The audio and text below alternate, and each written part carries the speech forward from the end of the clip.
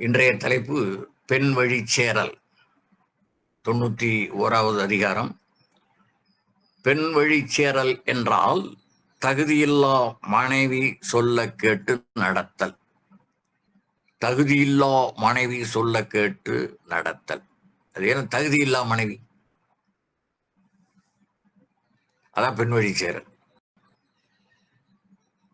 கணவன் மனைவி இருவரும் தத்தம் கடமைகளையும் மாண்பினையும் இல்வாழ்க்கை வாழ்க்கை துணை நலம் என்ற அதிகாரத்தில் அந்த 20 குறள்களையும் நாம் இதோடு பின்னி பிணைத்து பார்த்தால் நமக்கு தெளிவாக பொருள் விளக்கும். இங்கே பெண்ணின் சொல் கேட்டு ஒழுகுதலை கடிந்து பெண் வழி சேரல் என்று சொல்கிறார். இந்த தலைப்பை வைத்துக்கொண்டு 1975-80களிலே ஒரு மிகப்பெரிய சொற்போர் நடந்து கொண்டிருந்தது. பின்னியவாதிகள் என்று சொல்லப்படுபவர்களில் ஒரு சாரார் பெண்ணியம் பேசுகிறவர்களில் ஒரு சாரார் கட்டுரைகள் எழுதினார்கள். நாளிதழ்களில் திருவள்ளுவர்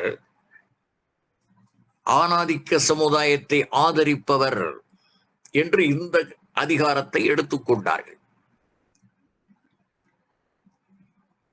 அவர்கள் வாழ்க்கையை முழுதும் உணராதவர்கள் என்பதை சில அறிஞர்கள் அவர்களுக்கு அந்த காலகட்டத்திலே 22-23 வயது உள்ள காலகட்டம்,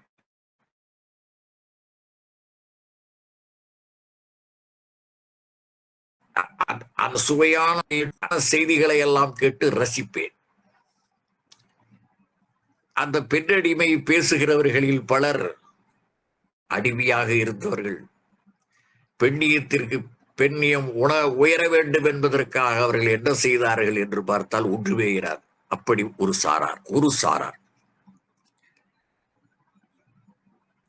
திருவள்ளுவரை பொறுத்த அளவில் ஆண் பெண் என்ற வேறுபாடில்லை. வாழ்க்கை துணை நலம் என்பதிலேயே நாம் பார்த்தோம், தெள்ளத் தெளிவாக பார்த்தோம். இருவருக்கும் சம உரிமை, சம வாய்ப்பு, சம கடமை என்பதை வலியுறுத்துகிறார். ஒருவர் அல்லல் உறுகிற போது இன்னொருவர் தன்னுடைய கை தானாக ஒரு செயலை செய்ய வேண்டும் என்பதை அந்த 2 அதிகாரத்தின் மூலமாக வலியுறுத்துகிறவர் இங்கே ஏன் இப்படி சொல்லுகிறார் என்பதை நம்ம அந்த 10 குறள்களிலேயே பார்க்க போகிறோம். மணக்குடவர் சொல்லுகிறார், பெண் வழி சேரலாவது இன்பம் காரணமாக மனையால் வழி ஒழுகுதலும் மனைவி வழி ஒழுகுதலினால் வரும் குற்றமும் என்று 2 சொல்கிறார். அதாவது 100 விழுக்காடும் புத்திசாலித்தனம் இல்லாமல் இருக்கிற கணவனுக்காக சொல்லப்பட்டது. எல்லாருமே எல்லா நேரங்களிலும் சொல்லுகின்ற அனைத்தும் நல்லனவாகவே இருந்து விடாது. அதை சீர்தூக்கி பார்த்து எதை எடுத்துக்கொள்ள வேண்டும், எதை எடுத்துக்கொள்ளக்கூடாது என்கிற நுண்ணறிவையும் பெற்றிருக்க வேண்டும் என்பதனாலே சொல்லப்பட்டது. பெண் வழி சேரலாவது இன்பம் காரணமாக மனையால் வழி ஒழுகுதலும் மனைவி வழி ஒழுகுதலினால் வரும் குற்றம் கூறுதல் ஆகும். எப்படி? மணக்குடவர் தான் முதல் உரையாசிரியர் திருக்குறளுக்கு. நமக்கு கிடைத்திருக்கிற தரவுகளின் அடிப்படையிலே எனக்கு பெரியவர்களுக்கு நிறைய அனுபவங்கள் இருக்கும். நான் சொல்றதை வச்சு நீங்க உங்க வழியில யாராவது இப்படி இருப்பார்கள் என்பதை நீங்களே உய்த்து உணர முடியும். உங்களால் வீட்டுக்கு ஒரே பிள்ளை, அந்த காலகட்டத்தில் பெரும்பாலும் 5, 6, 7, 8, 16 வரைக்கும் கூட பிள்ளைகள் இருந்தன. வீட்டுக்கு ஒரே பையன். செல்லமாக மட்டும் வளர்க்கவில்லை, கடமை உணர்வோடும் வளர்த்தார்கள் பெற்றோர். திருமணம் செய்து வைத்தார்கள். சில நாள்களிலேயே பிரிந்து செல்ல வேண்டும் என்று அவனுக்கு அவள் தூபம் போட்டாள். அவன் மறுப்பேதும் பேசவில்லை. உடனே அவள் வழி கிளம்பி விட்டான். அவர்களுக்கு என்ன செய்வதென்றே புரியவில்லை. அந்த மாமியார் ஒன்றும் கொடுமைக்காரி அல்லள். சிறந்த உத்தவி, மகள் போல் பார்ப்பவள் என்றால் அவளுக்கு மகள் இல்லை, மருமகளை மகளாக உள்ளங்கையில் வைத்து தாங்கக்கூடியவளாக இருந்தாள். எப்படியோ இவளுக்கு ஒரு தீய உணர்வு வந்து விட்டது. வீடு பெருசு, எந்த இடத்தில் வேண்டுமானாலும் இவர்கள் தங்கிக் கொள்ளலாம், எல்லாம் செய்து கொள்ளலாம். என்றாலும் அவள் பிரித்தாளும் சூழ்ச்சியிலே அவனை பிரித்து ஓரம் கட்டிவிட்டால் அவனுக்கு ஒன்றும் செய்ய தோணவில்லை. அவர்கள் சரி என்று விட்டு விட்டார். ஆனால் அவருடைய பிள்ளைகளையும் மருமகளையும் பேர பிள்ளைகளையும் பார்க்க வேண்டும் என்று அவர்களுக்கு நிறைய பிள்ளைகள், அவர்களுக்கு மிகுந்த ஆவல். கண்ணில் காட்ட மாட்டாள், உடனே வந்து விட வேண்டும் என்பாள். இப்படி எல்லாம் கட்டளை. இதைத்தான் மணக்குடவர் சொல்லுகிறார், இன்பம் காரணமாக மனையால் வழி ஒழுகுதலும் மனைவி வழி ஒழுகுதலினால் வரும் குற்றம் கூறுதல் ஆகும். இதெல்லாம் குற்றம் இல்லையா? பெற்ற தாய் தந்தையரை பார்ப்பதற்கு நேரம் காலம் என்று ஒரு ஒரு காலம் நிர்ணயிப்பது, அதாவது கண்டிஷன் போட்டு அனுப்புவது, இதெல்லாம் தீச்செயல் அல்லவா? இதையெல்லாம் தான் அவர் உட்கொண்டு சொல்லுகிறார். பெண் வழி சேரல், அவரிடம் பெறும் இன்பம் காரணமாக இவன் முழுவதுமாக அவள் பக்கம் சாய்ந்து விடக்கூடாது. காலம் வருகிற போது அவளுக்கு அவ்வப்போது உணர்த்த வேண்டும். அறத்தை இவன் படித்து என்ன பயன், அற வாழ்க்கை எது என்பதை உணர்த்த வேண்டாமா?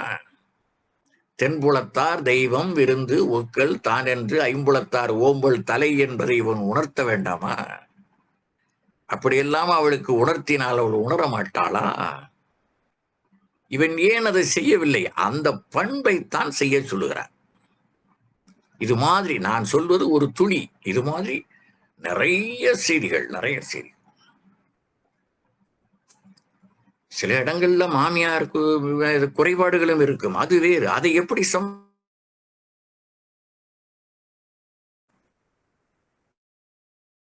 தாயை இவனால் சமாளிக்க முடியாதா? ஆற அமர பொறுமையாக நிதானமாக, சண்டை போடுகிற போது சமரசம் பண்ணக்கூடாது, அதை ஆற போட்டு சமரசம் செய்ய வேண்டும் என்கிற வாழ்க்கை உண்மையை புரிந்து கொள்ளாமல் இவன் எப்படி முன்னேறுவான்? வாழ்க்கை எப்படி சுவைக்கும்? உன்னை 25-30 ஆண்டுகள் பெற்று வளர்த்து கல்வியாளனாக்கி இவ்வளவு உயர்ந்த பட்ட பதவிகளை எல்லாம் பெற வைத்தவர்களை மனம் துன்புறுமாறு செய்தால் உன்னுடைய வாழ்க்கை என்னாகும்? அறம் கூடவே இருக்கும். ஒவ்வொரு மனிதனுடமும் அறம் கூடவே இருக்கிறது. ஆகையினாலே அதை உணர்ந்து இவன் செயல்பட வேண்டும் என்பதை எல்லாம் உணர்த்துவதுதான் பெண் வழி சேரல். பரிமேலழகர் சொல்லுகிறார், காமத்தான் வருவன நேரே பகை அல்ல ஆயினும். இத நடேச முதலியார் ஒரு 50 ஆண்டுகளுக்கு முன்னாலே சொல்றாரு. அதே மாதிரி சொல்றார். அவர் எப்படி சொல்லுவாரோ அதே மாதிரி அவருடைய குரல்லே சொல்ற பாருங்க. காமத்தான் வருவன நேரே பகையல்ல ஆயினும், இப்படி இதே மாதிரி குரல்ல தான் அவர் சொல்லுவார். ஆக்கம் சிதைத்தல் அழிவுதலை தருதல் என்பட பகையோடு ஒத்தலின் அது பகையின் பால்படும் என்று பரிமேலழகர் சொல்லுகிறார் என்று அவர் நீட்டி உலக்கி சொல்லுவார். அது ஒரு ஆனந்தம் அவர் சொல்லுகிற போது. அது எப்படி ஆக்கம் சிதைத்தல் அழிவுதலை தருதல் என்றால் என்ன என்றால், ஆடம்பர வாழ்க்கைக்கு தூண்டுவாள். இன்றும் அது நடைபெற்றுக் கொண்டுதான் இருக்கிறது. எவ்வளவு வந்தாலும் பற்றவில்லை, அவர்கள் நிலையாமையை உணரவில்லை. ஆகையினால் அதை ஒரு திரைப்பட பாடல்ல கூட சொல்லுவான், அடிச்சதுக்கு ஒண்ணு பிடிச்சதுக்கு ஒண்ணு வாங்கிக்கிறான் அப்படின்னு ஒரு அந்த வரி. அதனால் அடுத்தவனை பார்த்து, அடுத்த வீட்டுக்காரரை பார்த்து அவர்கள் என்ன செய்கிறார்கள் அதை போல் நாம் வாழ வேண்டும் என்று சொல்லாமல், நீ உன் வாழ்க்கையை சிறப்பாக வாழ் என்பதுதான் பெண் வழி சேரலில் திருவள்ளுவர் வலியுறுத்துகிற கருத்து. கையூட்டு பெறச் செய்வது. இப்பொழுது பெண்களே அந்த பதவிகளுக்கு வந்து விட்டார்கள், அவர்களே கையூட்டு பெறுகிறார்கள். அவர்கள் மாட்டிக்கொள்வதையும் நாமே பார்க்கிறோம். விவரம் தெரியாமல் கையூட்டு பெற்று கைதியாகி உள்ளே போகிற செய்தியும் இப்பொழுது நாம் பார்க்கிறோம். இதையெல்லாம் தூண்டாமல் அவனை அறவழிப்படுத்துவதாக மனைவி இருக்க வேண்டும் என்பதை சொல்லுவதுதான் இந்த அதிகாரத்தினுடைய விளக்கம். எவ்வளவு நெருங்கிய உறவு என்றாலும், நட்பினர் என்றாலும், நல்லாற்றின் மட்டுமே நாம் துணையாக இருக்க வேண்டும். அல்லாற்றின் பக்கம் நாம் துணையாக இருத்தலாகாது. குடிநலம் காக்கும் பெற்றியினால் இந்த பெண் வழி சேரல் எழுதப்பட்டது. குடி நலம் காக்கும் பெற்றியினாலே இந்த அதிகாரம் செய்யப்பட்டது.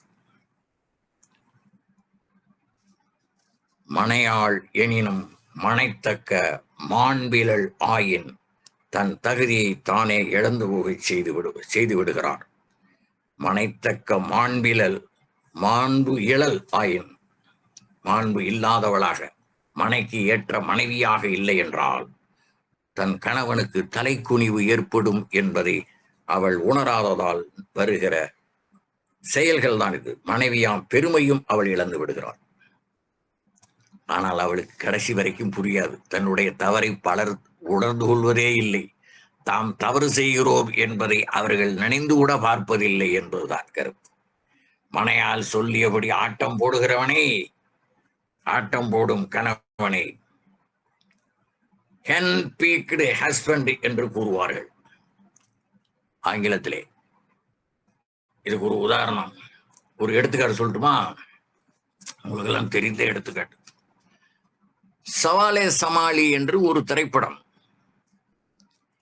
அந்த திரைப்படத்தில் கதாநாயகியினுடைய பெற்றோர் அவளுடைய தாய் சொல்லுகிறபடி அவளுடைய கணவன் கேட்பான். அதே மாதிரி அந்த பெண்ணையும் வளர்த்து விடுகிறார்.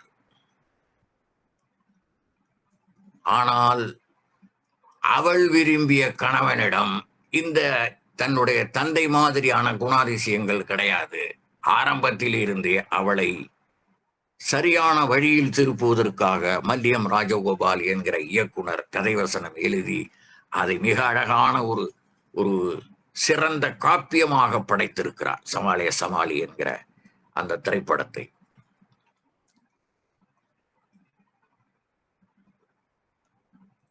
கடைசியில் தன் கணவன் இருந்தால்தான், கணவனும் மனைவியுமாக சேர்ந்து வாழ்ந்தால்தான் அது மனைத்தக்க அறம் என்பதை அவள் புரிந்து கொள்ள வைப்பதுதான் அதனுடைய உட்கருத்து. கடைசியில் அவனும் உணர்ந்து கொள்ளுகிறான். அந்த கதாநாயகியினுடைய தந்தையும் நாம் இவ்வளவு நாளாக இப்படி பெண் வழி சேரலாக இருந்து விட்டோமே என்று அவன் உணர்ந்து விடுகிறான். இதுதான் அந்த காப்பியத்தினுடைய கருத்து. இந்த ரெண்டும் இப்போ பெண் வழி சேரல் என்றால் என்ன என்பதை ஒருவாறு விளக்கியதாக நான் நினைக்கிறேன். இப்பொழுது அதிகாரத்திற்குள் நுழைகிறோம். மனை விழைவார் மான் பயன் எய்தார் வினை விழைவார் வேண்டா பொருளும் அது. மிக எளிது. மனை விழைவார் மான் பயன் எய்தார். மனை விழைவார் என்றால் தன் மனைவியிடத்து அளவு கடந்த ஆசை வைத்து என்ன வைக்கணும்? அன்பு வைக்கணும். ஆனால் திருவள்ளுவர் இங்கு என்ன சொல்லுகிறார்? தன் மனைவியிடத்து அளவு கடந்த அன்பு வைப்பதற்கு பதிலாக அளவு கடந்த ஆசை வைத்து பழகுவர். அப்ப வினை விழைவார் வேண்டா பொருளும் அது என்றால் என்ன? மாண்பு தவறும் பயனை இவர்கள் அடைய மாட்டார்கள், அப்படி ஆசை வைத்தவர்கள். இந்த வினை விழைவார் வேண்டா பொருளும் அது என்றால் எடுத்த வினையை, அதாவது ஒரு செயலை செய்து முடிப்பதில் விருப்பம் கொண்டவர் வேண்டாமைக்குரிய பொருளும் அது. எது? மனைவியின் மீது அதிக அளவு ஆசை வைத்தல். அன்பு வைத்தல் வேறு, ஆசை வைத்தல் வேறு. அன்பு வைத்தால் நல்லது நிகழும், ஆசை வைத்தால் அவன் நல்ல கணவனாகவும் மனைவியாகவும் இருக்க மாட்டார்கள் என்பதைத்தான் திருவள்ளுவர் இங்கே சொல்லுகிறார். மனை என்றால் மனைவி என்று மனை விழைவார், மனைவி விழைவார் என்று சொல்லாமல் மனை விழைவார் என்று சொன்னார். இதை இப்படி சொல்வதனாலே தான் அது ஆசை வைத்து என்று பொருள் கொள்ள வேண்டும். மனைக்கு உரியவள் அவள். அவள் மனையை சரியாக கொண்டு செலுத்த வேண்டும். அப்பொழுதுதான் அவள் இல்லாள். கணவனை தவறான வழிக்கு கொண்டு செலுத்தக்கூடாது. அவள் குடும்ப கடமைகளை நிறைவேற்ற வேண்டியவள். அதனாலதான் அவள் மனைக்கு உரியவள் இல்லாள். அது சொல்றார் அங்க 6வது அதிகாரம். மனைத்தக்க மாண்புடையலாகி தற்கொண்டான் வளர்த்தக்கால் வாழ்க்கை துணை. இதான் அன்புடன் கூடிய வாழ்க்கை முறை. ஒரு 4 பேர் தான் கேட்குறீங்க. இதெல்லாம் கேட்கலாம் எப்படி புரியும்? அற வாழ்க்கை என்பது எப்படி புரியும்? மனைவி கணவன் நேசித்து ஒழுக கடமைப்பட்டவன். அதற்காக சச்சந்தனை போல, சச்சந்தன் யாரு? சீவகனுடைய அப்பா. அவன் இவ்வாறு பெண்வழி சேரலினாலே கெட்டுப்போனவன், தன்னுடைய வாழ்க்கையை கெடுத்து கொண்டவன். நம்முடைய இலக்கியங்கள், நம்முடைய காப்பியங்கள் எல்லாம் அறவழி நிற்பதற்காக நமக்கு கற்றுக் கொடுக்கின்றன. நாம் அதை கற்பதில்லை, ஒழுங்காக கற்பதில்லை, உணர்வதில்லை. எந்நேரமும் அவள் சொற்களை கேட்டுக்கொண்டு இருந்ததனாலே அவன் மான் பயன் எய்தவில்லை. அவள் ஆட்டுவிக்கும் அளவும் இவன் ஆடுதல் தகாட்சியிலே மனைவியே தஞ்சமாய் இரார் அரைகாத்தான் பெண்டு இழந்தான் என்று சொல்லுவார்கள். இல்ல, புறநானூற்றிலே ஒரு எடுத்துக்காட்டு. கண்டீரக்கோ என்று 151வது பாடல். வினையே ஆடவர்க்கு உயிரே என வாழ்ந்தவன் கண்டீரக்கோ. அப்படி வாழ்ந்ததனாலேதான் அதிலே மனைவிழைவார் ஆசை வைத்தவர். அவரை புலவர்கள் பாடுவதில்லை. ஏனென்று ஒருத்தன் கேட்டான். நீ நன்னன் வழி வந்தவன் என்கிறான். நன்னனை பற்றி நம்ம சொல்லியிருக்கோம். ஏனென்றால் ஒரே ஒரு மாம்பழத்தை ஆற்றில் விழுந்து வந்ததை அவள் ஆவலினால் தின்று விட்டான். அது ஒரு கொலைக்குரிய குற்றம் இல்லை என்றால் அந்த பெண்ணை கொலை செய்து விட்டான் நன்னன். அவன் வழி வந்தவனும் அங்கே இருக்கிறான். என்னை ஒன்றும் சொல்லவில்லை என்றான். நீதான் நன்னனுடைய பரம்பரையாச்சே.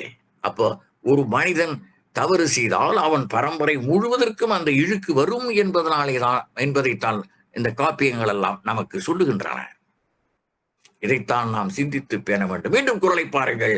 மனை விளைவார் மான் பயன் எய்தார் வினை விளைவார் வேண்டா பொருளும் அது. 2 பேணாது பெண் விளைவான் ஆக்கம் பெரியதோர் நானாக நானு தரும். பேணாது பெண் விளைவான் ஆக்கம் பெரியதோர் நானாக நானு தரும். உறுதி பொருள்களாகிய அறம் பொருள் இன்பம் என்ற 3 முதல் 2ஐயும் நாடாது பெண் இன்பத்தையே பெரிதும் நாடுபவனின் ஆக்கம் ஆடவர்க்கெல்லாம் வெட்கத்தினை பயப்பதோடு அவனுக்கும் நாணத்தை தரும் என்பது அதனுடைய கருத்து. எதனை பேணாது என்ற எழுவாய்க்கு பேணாது பெண் விளைவான் ஆக்கம் இருக்கு பாருங்க. எதனை பேணாது என்ற எழுவாய்க்கு ஆண்மையினை பேணாது என்று பரிமேலழகர் சொல்லுகிறார். ஆண்மை என்பது தன்னை கட்டுப்படுத்தி ஆளும் தன்மை. அவள் சொன்னதற்கெல்லாம் தோப்புக்கரணம் போடக்கூடாது. ஆய்ந்து பார்க்க வேண்டும், ஆய்ந்து பார்க்க வேண்டும்.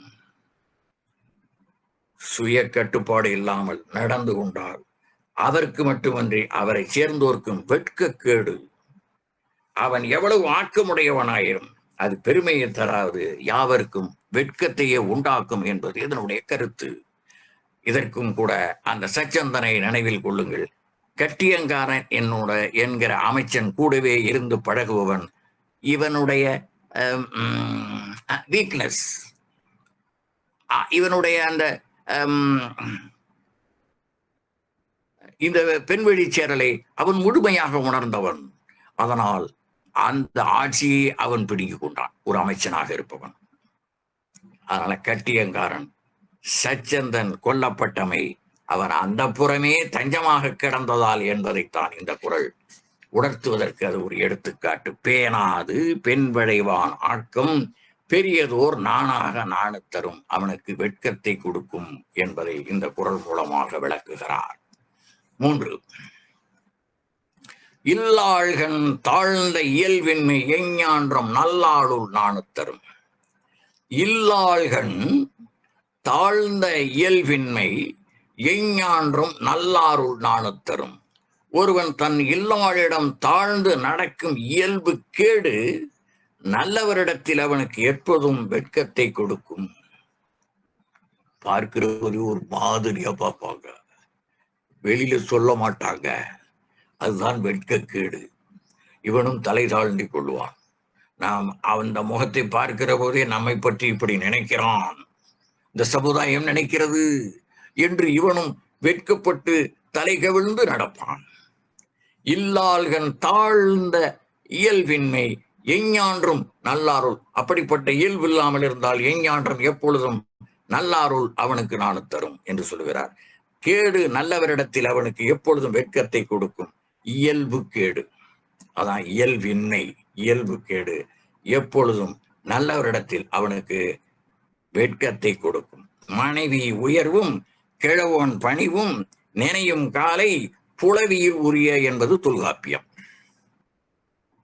மனைவி உயர்வும் கிழவோன் பணிவும் நினையும் காலை புலவியில் உரிய. அந்த காலகட்டங்கள்ல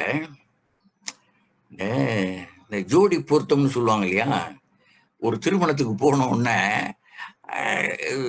உறவினர்கள் நண்பர்கள் எல்லோரும் பார்ப்பார்கள். திருமணத்துக்கு முன்னால அந்த 2 குடும்பத்தில் உள்ளவர்களும் இவனுக்கு வயது எவ்வளவு, அவளுக்கு வயது எவ்வளவு, அந்த ஜாதகம் பார்க்கறதெல்லாம் விட்டுருங்க, அது பிறப்பியம். தமிழ்ல அந்த பிறப்பியம் பார்ப்பதெல்லாம் வச்சிருங்க, அது அவங்களுக்குள்ள உள்ளது. 2வது என்ன பார்ப்பார்கள் என்றால் அவனுடைய உயரம், இவளுடைய உயரம், இவனுடைய பொழிவு, அவளுடைய பொழிவு, இதெல்லாம் அந்த லட்சணம் என்று சொல்வார்கள். உளக்குறிப்பும் உடல் குறிப்பும் பார்ப்பார்கள். இதெல்லாம் பெரியவர்களுக்கு தான், கிரடுகட்ட எங்களுக்கு மாதிரி உள்ள கிரடுகட்டைகளுக்கு இதான் வேலை. இதெல்லாம் சரியா இருக்கான்னு நோட்டமிடுவார்கள். வயதும் கூட இருக்கணும். அது இதெல்லாம் அறிவியல், சும்மா வைக்கல. தப்பு தண்டாவா பேசப்படாது. பெண்ணியம் பேசுகிறேன் என்று தப்பு தண்டாவாக பேசிவிடக்கூடாது. ஒரு 4-5 வயதாவது கூட, அதுக்காக கிழவனுக்கு கட்டி வைக்க கூடாது. 50 வயதுக்காரனுக்கு 22 வயது பொண்ணை கட்டி வச்சா அது அதை விட ஆடாத செயல் வேறு ஒன்றும் இல்லை. அது ஒரு பணம் எடுத்தான், எதிர்பாராதுன்னு ஒரு பணம் எடுப்பான். பையன் காதலிச்ச பொண்ணு அப்பா கல்யாணம் பண்ணிக்குவான், அதான் எதிர்பாராதது. அது மாதிரி ஆடாது, அது ஆடாது. ஆனால் இந்த லட்சணங்களை எல்லாம் பார்ப்பார்கள். மணமேடைக்கு வந்ததற்கு பிறகு ஊர் கண்ணெல்லாம் படும். இந்த பெண் எப்படி, என்ன படிச்சிருக்கிறா, எவ்வளவு கொடுக்குறா, அவன் எவ்வளவு போடுறான், இந்த மாதிரிலாம் ஆராய்வார்கள்.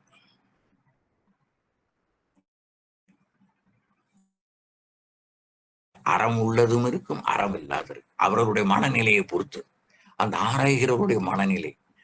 இந்த ஜோடி பொருத்தம் சரியாக இருக்கிறதா என்று அவருடைய அங்க லட்சணங்களை பார்த்து செய்வதுதான், பார்ப்பதுதான் ஒரு அற வாழ்க்கை, அற நினைவு. அவனுடைய மனசிலே அறம் இருக்கிறது என்று. வேறு சிலர் அவன் எவ்வளவு போடுறான், எவ்வளவு பணம் கொடுக்குறான், என்ன சீர் செய்யறான், இப்படியெல்லாம் நினைக்கிறான் பாருங்க, அது அறமற்ற செயல். இங்கே இல்லாள்கன் தாழ்ந்த இயல்பின்மை எஞ்ஞான்றும் நல்லாருள் நானு தரும். இதை எப்படி சொல்லுகிறார் தொல்காப்பியர்? மனைவி உயர்வும். இப்ப ஒரு பொண்ணு MBA படிச்சிருக்கு, அவளுக்கு மாப்பிள்ளை கிடைக்கல, இவன் எல்லாம் மக்கு மண்டாரியா இருக்கிறான். அதனால ஒரு டிப்ளமா படிச்சவன், +2 முடிச்சுட்டு ஒரு டிப்ளமா படிச்சவன் அவளுக்கு கணவனா வரான். வேற வழியிலே ஏற்றுக்கொள்கிறாள், கல்வி தகுதி போச்சு. ஆனால் வாழ்க்கைக்குரிய ஆண்மை தகுதி அவனுக்கு இருக்குமானால், முதல் குரல்ல சொன்னார் பாருங்க, 2வது குரல்ல, அது மாதிரி அந்த ஆண்மைத்தன்மை இருக்குமானால் இவன் ஆளலாம். அவளும் இவனும் ஒத்துழைக்க வேண்டும். இந்த ஈகோ என்று சொல்லுகிற இந்த பேதங்கள் அந்த பெண்ணுடைய மனதிலே வந்து விடுமானால் அந்த வாழ்க்கை சுகப்படாது. அதெல்லாம் எச்சரிக்கையாக மனப்பூர்வமாக அவர்கள் தெரிந்து கொண்டுதான் இந்த வாழ்க்கையிலே இறங்க வேண்டும். எப்படியெல்லாம் சிந்தித்திருக்கிறார்கள் நம்முடைய பெரியவர்கள். அதைத்தான் தொல்காப்பியர் 3000-4000 ஆண்டுகளுக்கு முன்னாலே எழுதி வைத்தார். அந்த அடிப்படையிலே தான் திருவள்ளுவர் எழுதுகிறார். மனைவி உயர்வும் கிழவோன் பணிவும். கிழவோன் என்பது கிழவன்ல, அவளுக்கு உரிமையான கணவன் என்று பொருள். அவனுடைய பணிவும் நினையும் காலை புலவியில் உரிய. அப்படின்னா எங்க தெரியுமா அவன் பணிஞ்சு போகணும்? அந்த அறையில் மட்டும்தான் அவன் பணிந்து போகலாம். அப்போதுதான் ஊடலில் கூடலில் இன்பம் கிடைக்கும் என்பதற்காக தொல்காப்பியர் சொல்லுகிறார். அதை நடையும் காலை எங்கே இருக்குன்னு தெரியுமா? அது புலவியில் உரிய. இதுதான் பசங்களெல்லாம் வேண்டான்னு சொன்னதுக்கு காரணம். சின்ன குழந்தைகள்லாம் மனைவி ஊடாத காலத்து பணிந்தும் தாழ்ந்தும் ஒழுகுதல் நல்லவர்கள் நகைப்பிற்கு இடமாகும். அந்த இடம் தவிர பிற இடங்களில் மனைவி சொல் கேட்டு இவன் ஒழுகினால், மனைவி சொல் என்றால் மனைவி அல்லாத மனைவி, மனைவிக்குரிய தகுதி இல்லாத பெண் என்று பொருள். பணிந்தும் தாழ்ந்தும் ஒழுகுதல் நல்லவர்கள் நகைப்பிற்கு இடமாகிவிடும் என்பதை திருவள்ளுவர் எப்படி வலுத்துகிறார்? அது அந்த அந்த தொல்காப்பியருக்கு இணையாக 1317 132வது அதிகாரத்துல படிக்க போறாங்க. விரிவா பார்ப்பாங்க. ஊடலில் தோற்றவர் வென்றார், அது மன்னும் கூடலில் காணப்படும். ஊடலில் தோற்றவர் வென்றார். அங்கே பணிந்து போனால்தான் வேலையாகும் என்பதனாலே கணவன் தாழ்ந்து ஒழுகுவதற்குரிய களம் எது என்பதை இந்த இடத்தில் சுட்டுகிறார். இல்லாலிடத்தில் ஒருவன் பட்ட பாட்டை கண்ட ஔவையார் எப்படி ஆட்டி படைக்கிறாள் என்பதை ஔவையார் இங்கே சொல்லுகிறாள். சண்டாளி சூர்பனகை தாடகை போல் வடிவு கொண்டாளை பெண் என்று கொண்டாயே, தொண்டோ செருப்படிதான் செல்லா உன் செல்வம் என் செல்வம், உன் செல்வம் என் செல்வம், நெருப்பிலே வீழ்ந்திடும் நேர் என்றும் பத்தாவுக்கேற்ற பதிவிரதை உண்டானால் எத்தாலும் கூடியிருக்கலாம், சற்றேனும் ஏறுமாறாக இருப்பாலே ஆகாமல் கூசாமல் சந்நியாசம் கொள் என்று சொல்லுகிறாள். எல்லாம் பழைய காலத்துல பெரியவங்க அப்படி சொல்லுவாங்க மனப்பாடமா, எனக்கு தெரியல. பத்தாவுக்கேற்ற பதிவிரதை உண்டானால் எத்தாலும் கூடியிருக்கலாம், சற்றேனும் ஏறுமாறாக இருப்பாளே ஆமாயில் கூறாமல் சந்நியாசம் கொள். வள்ளுவர் வேண்டுவது ஒப்புரிமை. 974 பார்த்தோம். 98வது அதிகாரம் பெருமை. பெண்ணுக்கு எப்படி அதே போல் ஆண் கற்பும் சொல்லுகிறார் என்பதை நம்ம 974 பார்த்தோம். ஒருமை மகளிரே போல, ஒருமை மகளிரே போல பெருமையும் தன்னைத்தான் கொண்டு உண்டு. அந்த பெண் எப்படி ஒழுக்கமுடையவளாக கற்புடையவளாக விளங்க வேண்டும் என்று இவன் எதிர்பார்க்கிறானோ அதே போல் இவனும் நடந்து கொள்ள வேண்டும் என்பதை சொல்லுகிறார். இப்ப எப்படி அவர் திருவள்ளுவர் ஆணாதிக்கம் உடையவர்? அவன் பெண்ணியம் பேசுகிறவனுக்கு கொஞ்சம் கூட இது இல்லையா? கூறு இல்லை தானே? பெண்ணியம் பேசிக்கொண்டு இதை எதிர்ப்பவன் திருவள்ளுவரும் பெண்ணியம் பேசுகிறோம் என்று குறிப்பிடுகிறார்களே, அது எப்படி சரியாகும்? ஒருமை மகளிரே போல பெருமையும் தன்னைத்தான் கொண்டு ஒடுகினுண்டு, அதை போல் நீயும் ஒழுக்கமாக இருடா என்று சொல்லுகிறார். அப்படி இருந்தால்தான் அது சரி. மீண்டும் குறளை பாருங்கள். இல்லாள்கள் தாழ்ந்த இயல்பின்மை எஞ்ஞான்றும் நல்லாருள் நாணு தரும். அதிகாரத்தில் 4ஆம் குறள். மனையாளை அஞ்சும் மறுமையிலாளன் வினையாண்மை வீறெய்தல் என்று. மனையாளை அஞ்சும் மறுமையிலாளன் வினையாண்மை வீறெய்தல் என்று. மனைவிக்கு அஞ்சுகின்ற மறுமை பயன் இல்லாதவனுடைய செயல்திறமை எப்போதும் வெற்றி என்னும் சிறப்பை அடையாது. வினையாண்மை வீறு எய்தல் என்று என்றால் என்ன? மனைவிக்கு அஞ்சிக் கொண்டு இருப்பவன் வினையாண்மை இல்லாமையால் அறப்பேரும் பொறுப்பேரும் இன்பப்பேரும் அமையாமை போல் புகழ்பேரும் அற்றவனாவான். அதான் வினையாண்மை வீறு எய்தல். வீறெய்தல் என்பது இந்த அறம்பொருள் இன்பம் என்ற 3 இன்பத்தையும் அடையாமை மற்றும் அல்லாமல் புகழ்பேரும் அடைய மாட்டான் என்று சொல்வதுதான் அந்த வினையாண்மை என்று சொல்வது. மனைவிக்கு அஞ்சாத துணிவாளர் யாராவது உள்ளீரா என்று ஒருவர் கேட்கிறார்.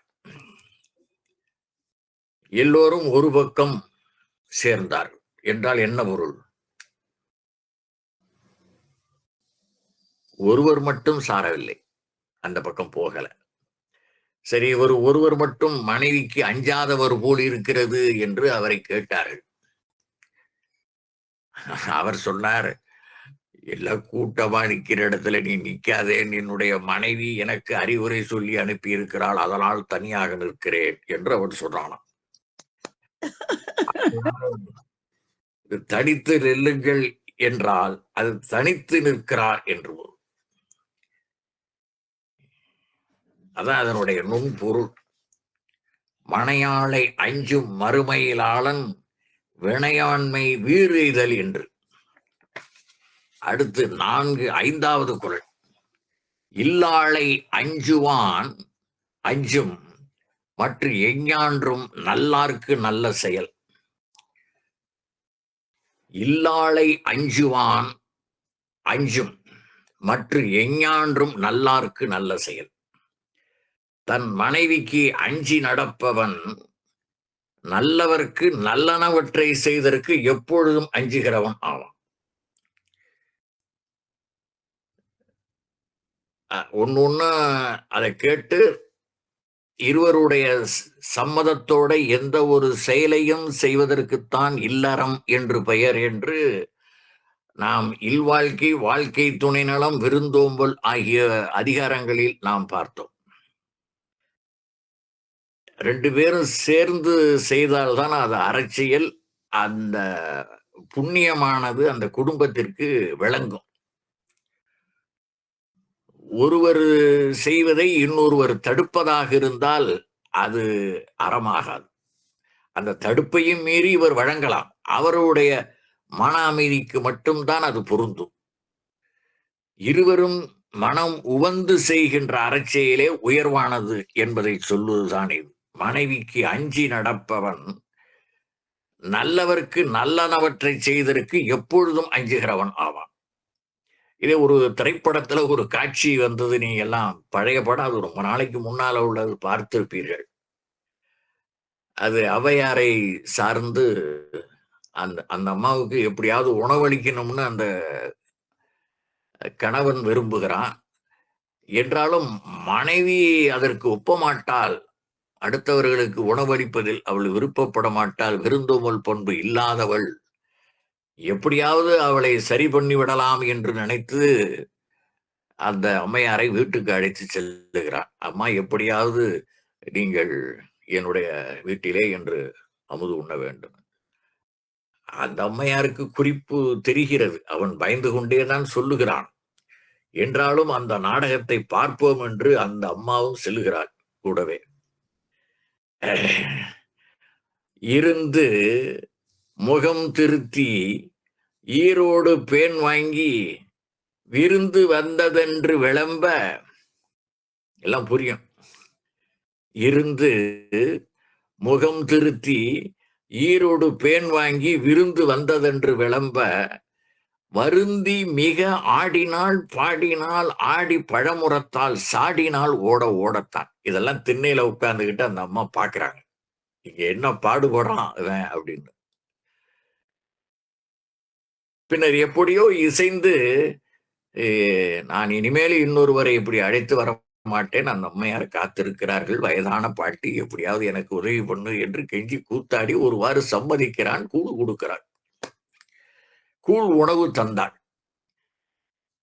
அதைக்கு நீங்க பட்டினத்தார் பார்த்திருப்பீங்க அந்த திரைப்பட காட்சியில.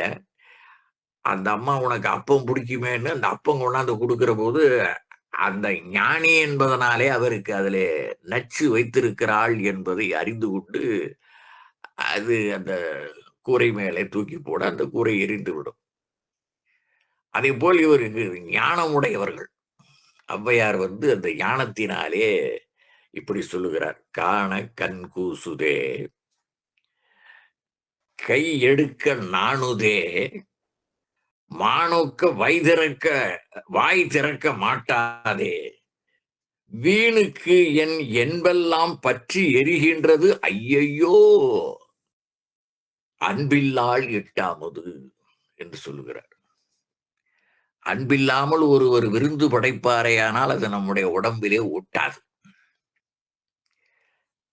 ஒரு 60 ஆண்டுகளுக்கு முன்னாலே எங்க ஊர்ல ஒரு சமையல்காரர். அவர்கிட்ட ஒரு 10, 20 பேர் இருப்பாங்க. அவரு தலைமை சமையல்காரர். அவர் என்ன பண்ணுவாரு, எல்லாம் காயெல்லாம் அவங்க ஆளுகள வச்சு அரிஞ்சிருவாரு. எல்லாம் தேங்காய்லாம் திருவிருவாங்க. எல்லாம் ரெடியா இருக்கும். குழம்பு கொதிக்கும். அந்த காலத்துல கோட்டை அடுப்புன்னு பேரு. விறகு அடுப்பு, கோட்டை அடுப்பு. நீளமா இருக்கும். இங்க சோறு பொங்கும். அடுத்ததுல குழம்பு இருக்கும், ரசம் இருக்கும், பாயாசம் இருக்கும். இப்படி 4ம் ஒரே நேரத்துல ஒரு அம்மா வருவாங்க. அந்த அம்மா எவ்வளவு அரிசி போட்டிருக்கீங்க? குழம்பு எவ்வளவு பேத்துக்கு? எல்லாம் கேட்பாங்க. அங்கே நெறைய உப்பு இருக்கும். அதை எடுத்து தேவையான அளவு அத போட்டுட்டு அந்த அம்மா போயிடுவாங்க.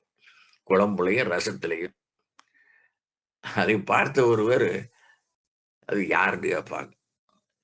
எங்க வூட்டு அம்மா. ஏன் போயிட்டாங்க கூட வளர்ந்து வேலை செய்யலாமேன்னு. இது மாரி இன்னொரு டீம் இருக்கு அவருக்கு.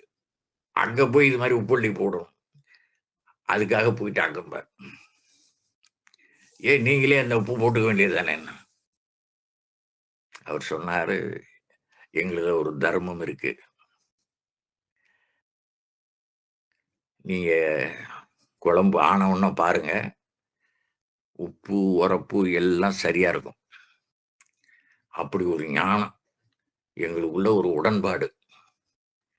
அந்த உடன்பாட்டின் அடிப்படையில யாரை கேட்டாலும் என்று சொல்வார்கள். அப்படி ஒரு கைப்பக்குவம். இப்ப இங்க என்ன சொல்லுகிறார்?